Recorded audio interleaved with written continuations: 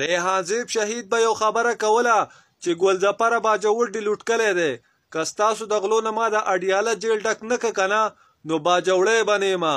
او هغه به دا خبره کوله ویل عمران خان له ما په خپل لاس ته امنیتوب کاغذونه ورکړلو نو هغه زما نه جمع کړل. او چې کله عمران خان جیل ته لاړی نو بیا د ګلظفر الیمین ګنډاپور ته ویل 5 کروڑ روپۍ به درکمه او د امنیتوب کاغذونه زما جمع که. نو الیمین ګنډاپور بیا د ګلظفر کاغذونه جمع کړه.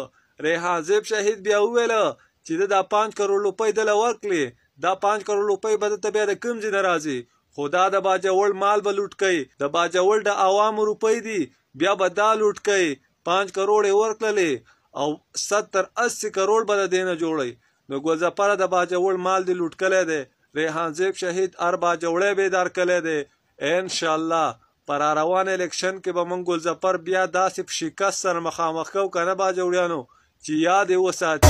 باجوړ هم لوټ کړی که خدای ژوندی لرم تر دېو نه ما ده اډیاله ډک ډک رزله اډیاله باجوړی